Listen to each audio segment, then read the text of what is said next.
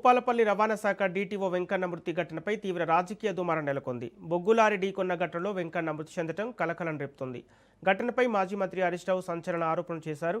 ఇసుక, బొగ్గు మాఫియాలకు అడ్డుగా నిలిచిన అధికారులను లక్ష్యంగా చేసుకుని లారీలతో తొక్కించి చంపుతున్నారన్న ప్రశ్నను ఆయన లేవనెత్తారు. భూపాలపల్లి ప్రాంతంలో అక్రమ ఇసుక, బొగ్గు దందాలు సాగుతున్నాయని, వాటిని అడ్డుకునే అధికారులను బెదిరిస్తున్నారని ఆయనే ఆరోపించారు. డీటీఓ వెంకన్న మృతి వెనుక ఉన్న అసలు కారణాలను ప్రభుత్వం బయటపెట్టాలని హరీష్ రావు డిమాండ్ చేశారు. సమగ్ర విచారణ జరిపి దోషులను కఠినంగా శిక్షించాలని కోరారు.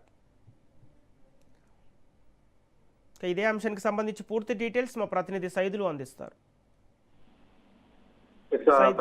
భూపాలపల్లి డీటీఓ వెంకన్న ప్రమాదం వెనక దాగి ఉన్న నిజాన్ని వెలికి తీయాల్సిన బాధ్యత రాష్ట్ర ప్రభుత్వం పైన ఉంది అంటూ ఎక్స్ వేదికగా కొద్దిసేపటి క్రితమే మాజీ మంత్రి శాసనసభ బీఆర్ఎస్ ఉపనేత హరీష్ రావు ట్వీట్ చేశారు.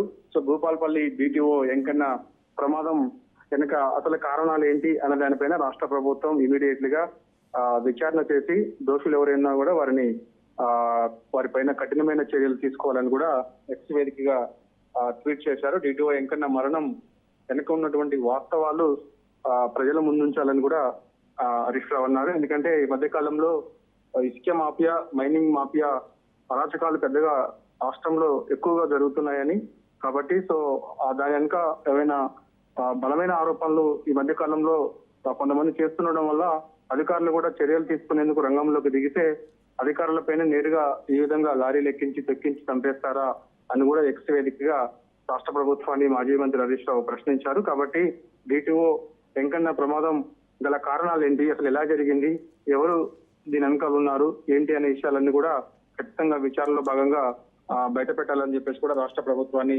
డిమాండ్ చేశారు. ఇసుక, బొగ్గు మాఫియాలకు అడ్డొస్తే లారీలతో తొక్కించి చంపేస్తారా అని కూడా ప్రభుత్వాన్ని ప్రశ్నించారు. ఎందుకంటే ఈ మధ్య కాలంలో ఇసుక మాఫియా ఎక్కువగా జరుగుతుందని చెప్పేసి, సో కాంగ్రెస్ పార్టీ అధికారంలోకి వచ్చిన తర్వాత మంత్రులు ముఖ్యంగా దోచుకోవడం ఎక్కువైపోయిందని చెప్పేసి కూడా ఆరోపణలు వస్తా ఉన్నాయి. ఈ నేపథ్యంలోనే ఈ ఘటన గల కారణాలు అదేనా అని చెప్పేసి కూడా కొంత అనుమానం వ్యక్తం చేయాల్సిన అవసరం ఉంటుందని చెప్పేసి కూడా అంటున్నారు. కాబట్టి అసలు వాస్తవాలు ఏంటి, నిజంగా ఏం జరిగింది అనేది కూడా ప్రజలకు తెలియాలని చెప్పేసి కూడా ఎక్స్ వేదికగా మాజీ మంత్రి బీఆర్ఎస్ శాసనసభ ఉపనేత హరీష్ రావు ఎక్స్ వేదికగా ట్వీట్ చేశారు. సమగ్ర విచారణ జరిపి దోషులను గుర్తించి కఠినంగా శిక్షించాలన్నారు. ఇలాంటి దారుణాలు పునరావృతం కాకుండా ప్రభుత్వం చర్యలు తీసుకోవాలి, లేకపోతే ఇలా కంటిన్యూ అయ్యే అవకాశం ఉంటుందని చెప్పేసి కూడా ఆయన అన్నారు. ఇప్పటికైనా సరే ఎవరు అసలు దీని వెనుక ఉన్నది, దీని గల కారణాలు ఏంటనేది కూడా కేసు నమోదు చేసి దర్యాప్తు చేయాలని చెప్పేసి కూడా ఎక్స్ వేదికగా ట్వీట్ చేశారు.